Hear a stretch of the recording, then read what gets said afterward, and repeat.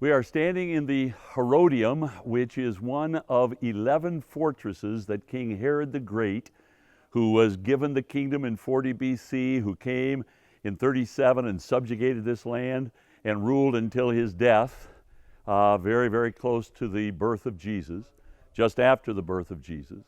But Herod the Great, as he remembered, is at once one of the greatest geniuses and the greatest monsters who ever lived. And he set out to aggrandize himself, as you did under the Pax Romana. Up until the Pax Romana, a king would aggrandize himself by conquest. But now under the Roman peace, that's not available to you, and so you aggrandize yourself by architecture. And Herod was the master.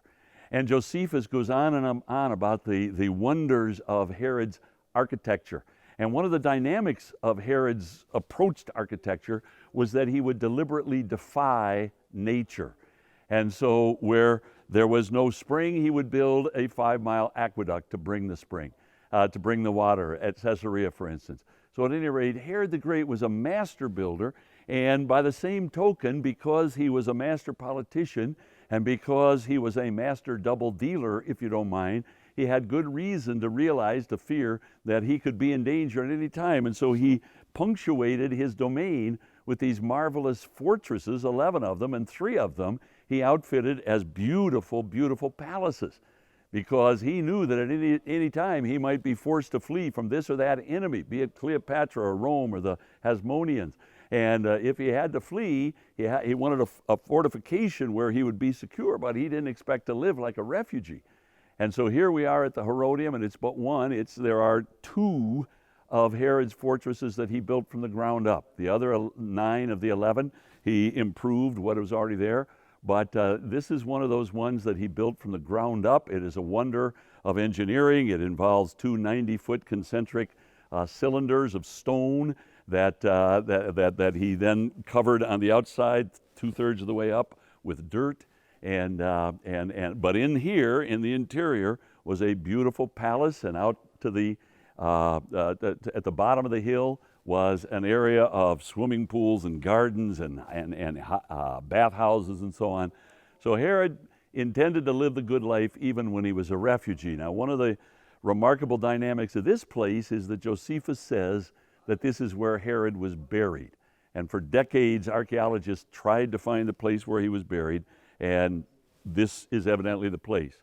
But let me just say this very, very quickly, that Herod's gifts and Herod's character, because of all that, he became a huge tension, a huge hot point here in Israel in the days of Jesus. Because on the one hand, he wanted to be accepted in the Roman world. He built 3 temples to the Emperor Augustus, the imperial cult. He paganized many spots in Israel, which angered the Jews. On the other hand, because of his remarkable capacities, both as a politician and an architect, he changed this little backwater 3rd world province into one of the wonders of the Roman Empire, and people were coming from afar to see, and there was work to be had, and life was never any better, and the economy was strong. So on the one hand, you're angry with Herod because he is so much of what he does is an offense to your Jewish heart and sensibilities. On the other hand, you've got work, your family is stable, and so Herod, and even to this day, when we come to Israel, we spend so much time talking about Herod because of his marvelous architectural, or his building projects. He left his fingerprint everywhere. So and it is perhaps ever thus. So one of the most important and remarkable dynamics of the culture of the 1st century and of the studies that we give ourselves to here in the land is this man who was at once remarkable and worthy of contempt, Herod the Great.